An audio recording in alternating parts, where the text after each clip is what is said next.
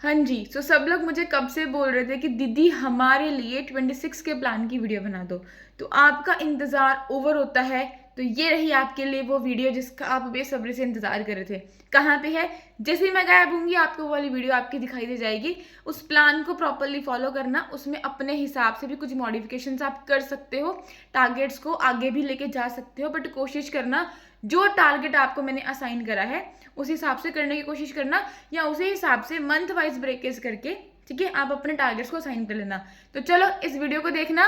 कुछ भी आपको डाउट होगा, do let me know in the comment section, I will definitely take your query and all the best. So सब यार कब से मेरा वेट कर रहे थे कि मैं किस दिन आपके लिए वीडियो बनाऊंगी। तो चलो स्टार्ट करते हैं। तो ये 1 ईयर का मैक्रो प्लान आपके लिए रहने वाला है, जो कि 25 से लेके जून के आपके मई 26 तक जो है वो चलेगा। ठीक है, तो सबसे पहला फेज आपका क्या रहने वाला है? सबसे पहले फेज में आपको क्या करना है, आपकी कोशिश यही रहेगी कि आपको अपना सिलेबस कंप्लीट करना है। आपका जो पहला चरण है इस प्रिपरेशन का, जो आपकी प्रिपरेशन की पहली फेज है, वो चलेगी आपकी जून से लेके आपके दिसंबर तक। फाइन। तो जून में आपको क्या करना है? जून में सबसे पहले तो आपको यूपीएससी के सिलेबस को अंडरस्टैंड करना है। ठीक है, क्या करना है आपको सिलेबस को समझना है कि सिलेबस क्या है और यूपीएससी का पैटर्न क्या है। उसके बाद में आपको क्या करना है, आपका जो GS1 है उसमें आर्ट एंड कल्चर आपको करना है, एंशिएंट हिस्ट्री आपको करनी है। ठीक है, अब इसके सोर्सेज क्या रहेंगे?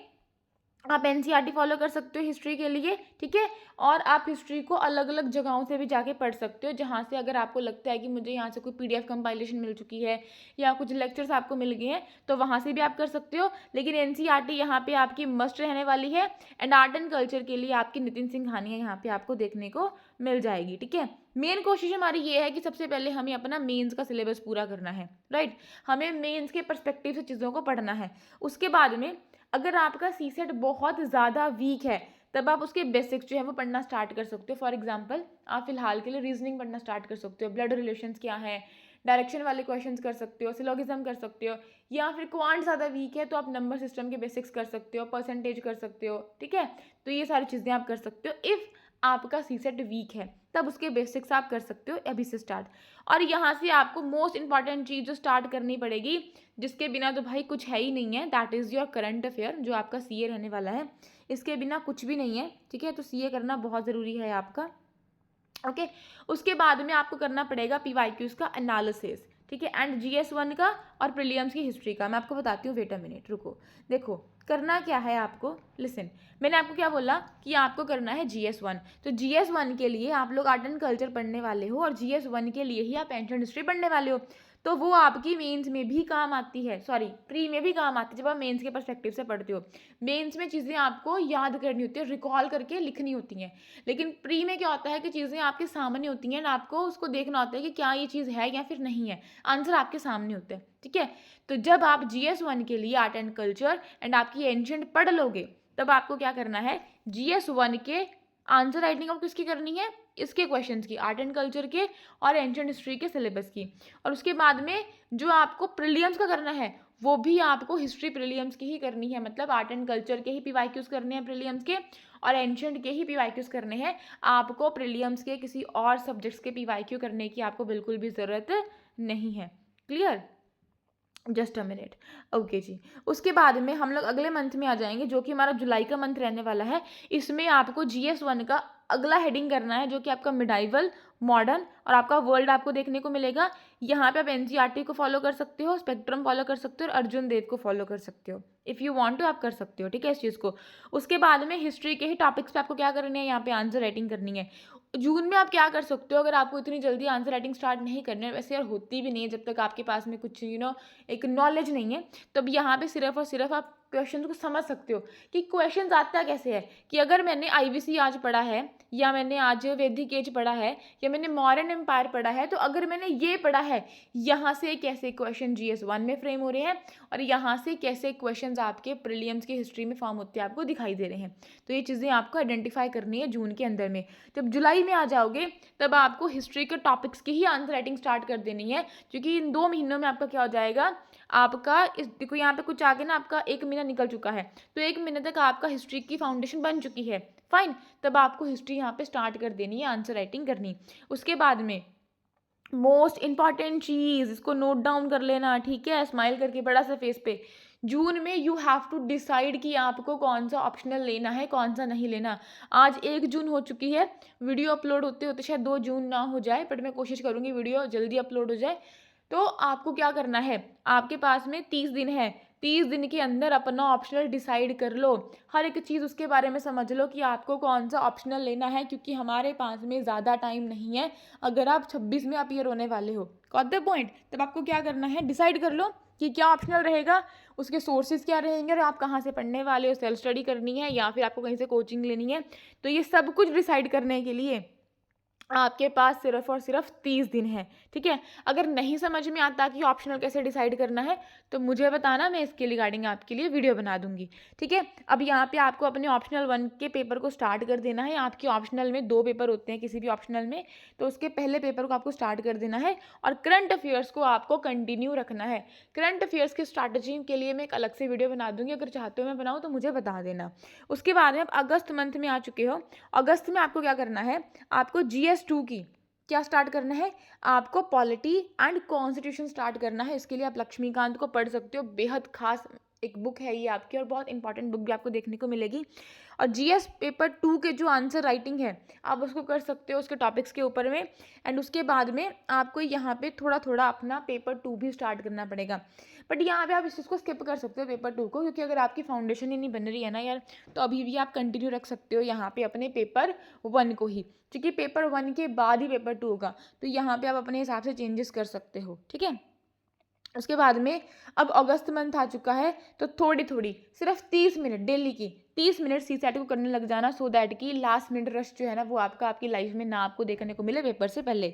और PYQ एनालिसिस आपको करना है प्रीलियम की पॉलिटी का, प्रीलियम्स में आपको करना है पॉलिटी के PYQs का एनालिसिस, एंड मेंस का आपको करना है GS2 का। समझ में आया? ओके, आगे बढ़ते हैं। उसके बाद में सितंबर, सितंबर का आपको क्या करना है, अब सितंबर में आपको स्टार्ट करना है GS3 में ज्योग्राफी एंड इन्वायरमेंट। ये ज्योग्राफी आपको GS1 में देखने को मिलती है, लेकिन इसको अगर आप इन्वायरमेंट के साथ में कनेक्ट कर दो, ठीक है, तब आप इसको अच्छे से पढ़ सकते हो। और बट इन्वायरमेंट अपने आप में एक डिफरेंट चीज़ है, बट स्टिल आप इसको कनेक्ट करके पढ़ सकते हो, वो आपकी मर्जी है, ठीक है जी। तो GS1 तो आपका टॉपिक, वैसे ज्योग्राफी आपका GS1 का टॉपिक रहता है, एंड इन्वायरमेंट आपका GS3 का टॉपिक रहता है। तो आपको यहाँ पे क्या करना है, ज्योग्राफी के लिए आपको 6th to 12th NCERTs पढ़नी ही पढ़नी है। GC लियोंग आपको पढ़नी है, ठीक है। और एक बुक आती है आपकी PMF IAS के नाम से, ये ज्योग्राफी के लिए भी आपको देखने को मिलेगी, और ये बुक आपको इन्वायरमेंट के लिए भी देखने को मिलेगी। तो ठीक है, आप इसको फॉलो कर सकते हो। और बहुत सारे बच्चे शंकर IAS को पढ़ना पसंद करते हैं इन्वायरमेंट के लिए, बट मैं अगर अपना बताऊँ तो ज्योग्राफी के लिए आप पहले सारी की सारी NCERTs करो, उसके बाद में आप GC लियोंग करो, और उसके बाद में आप कर सकते हो PMF IAS। तो ये ज्योग्राफी का आपको करना है।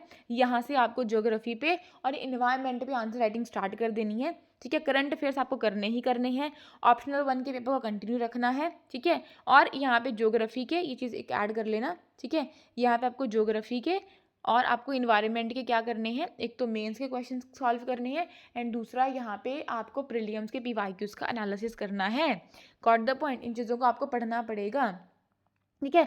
करंट अफेयर्स कंटिन्यू रहेंगे, एंड ऑप्शनल आपका कंटिन्यू रहेगा। उसके बाद में आपका जब आप अक्टूबर में आ जाओगे, तब आपको इकोनॉमी स्टार्ट कर लेनी है, एग्रीकल्चर आपका आ जाएगा, इंटरनल सिक्योरिटी आपकी आ जाएगी, डिजास्टर मैनेजमेंट आपको देखने को मिलेगा।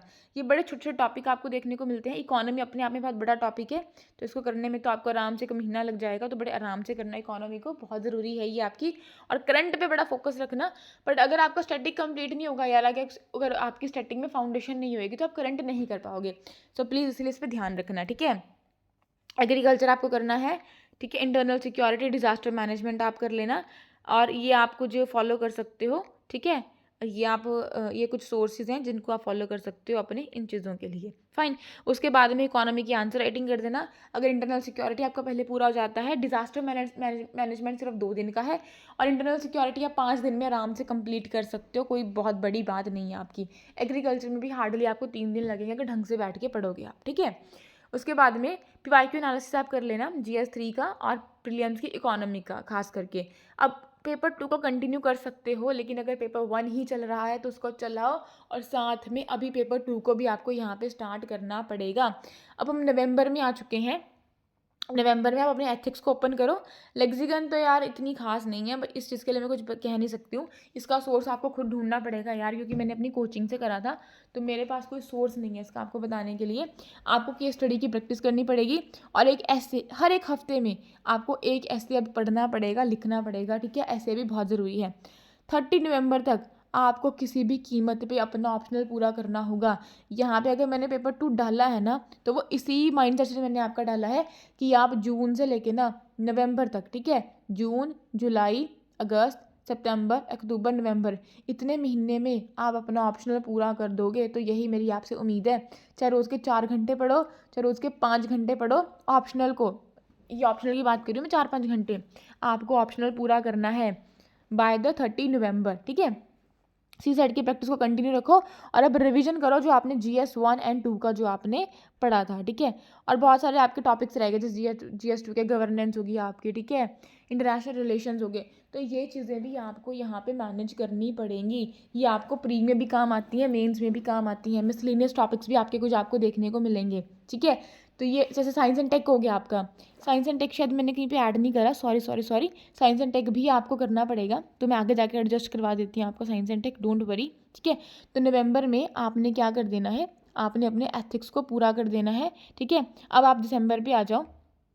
दिसंबर में क्या करना है, आपको अपनी रिवीजन करनी है GS 1, 2, 3 एंड 4 की। मेंस के 2 क्वेश्चंस आपको लिखने हैं, और सी सेट का आपको एक मॉक अगर आप लगा सकते हो, अगर आपने इतनी प्रिपरेशन कर ली है रोज़ 30-30 मिनट देके, या रोज़ 1-1 घंटा देके, तो हर एक संडे आप सी सेट का मॉक लगा सकते हो।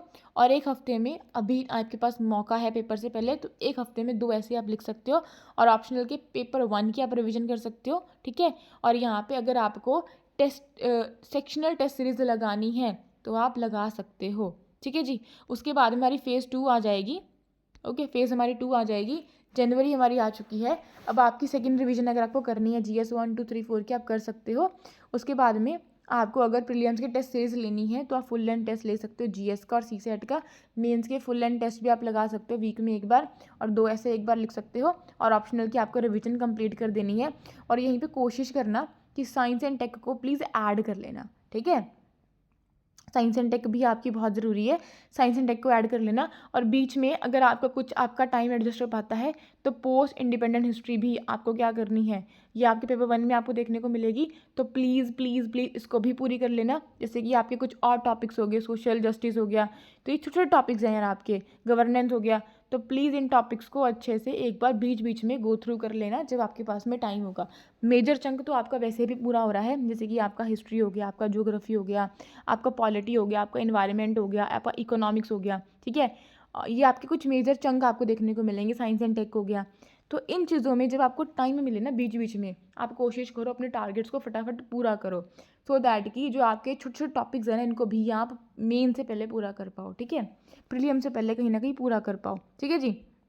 उसके बाद में फैब में आप क्या करोगे, अपने प्रीलियम्स की टेस्ट सीरीज़ को, अब टेस्ट सीरीज़ की जगह पे मैं अपनी इस जगह पे लगाती हूँ PYQs, ठीक है। तो यहाँ पे आप PYQs लगा सकते हो जब ये सारे आपके हो जाएं, ठीक है। तो अप्रैल महीने में टेस्ट सीरीज़ ज्वाइन कर लेना यार, ये बेस्ट रहता है, ताकि आपके टाइम की मैनेजमेंट हो जाए। अप्रैल से लेके मई तक 1.5 महीना लगा लेना, लेकिन अभी PYQs पे बहुत अच्छे से आपको ध्यान देना पड़ेगा। देखो लगा आपको बहुत कम रहा है, लेकिन मेहनत बहुत है यार, बहुत मेहनत है। आपको कम से कम तो रोज़ के 8-9 घंटे पढ़ना पड़ेगा, क्योंकि यार 4-4.5 घंटे तो आप इसमें से लगा लो, आपके सीधे सीधे ऑप्शनल में चले जाएंगे पहले के कुछ 4 महीने, 3-3.5 महीने, ठीक है जी। उसके बाद में आपको करंट में भी 1.5-2 घंटा लग ही जाता है जब आप शुरुआत करते हो। फिर एक GS का आपका हो गया, तो बड़ी टाइम लगता है, ठीक है। 8-9 घंटे बहुत कम लगने लगते हैं फिर हमें। उसके बाद में ठीक है जी, आपका ये हो गया।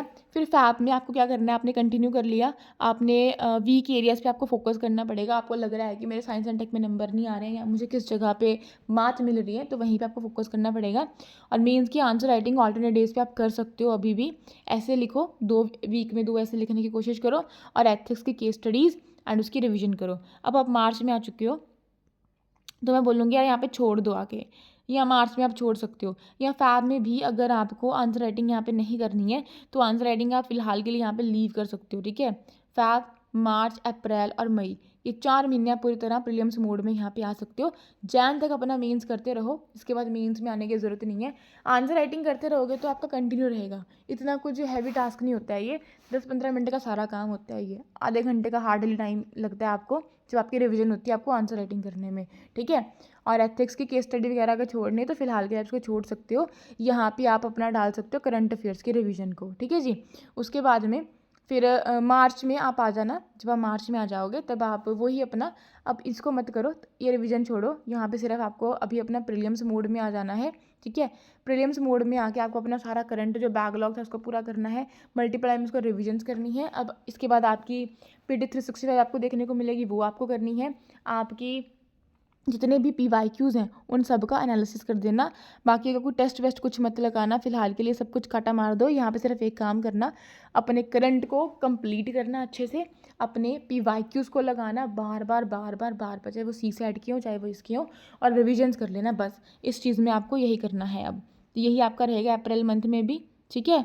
तो यहाँ पे आपको ये ज़रूरत नहीं है और चीज़ों की, ठीक है। तो ये आप कर लेना अच्छे से। अप्रैल मंथ आ गया है, देखो 5 मार्च, अप्रैल, मई, तो ये 4 महीने तो आपका प्रीलियम मोड आपको ऑन होता दिखाई देगा। आपको खुद समझ में आ जाएगा जब आपको डर लगना स्टार्ट हो जाता है। जैन में आपके फॉर्म भर दिए जाएंगे।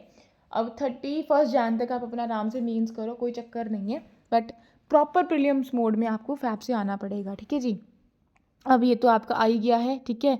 तो ये आपको लास्ट मिनट में इंपॉर्टेंट डेट्स, फैक्ट, स्कीम्स याद कर लेनी है। शॉर्ट नोट्स जो आपने बनाए होंगे वो रिवाइज कर लेना अगर आपने बनाए हैं करंट अफेयर की कंपाइलेशंस के। और stay calm, focus on mental health and physical health. और 24 मई को, तो 26 में तुम्हारा एग्ज़ाम ही हो जाएगा।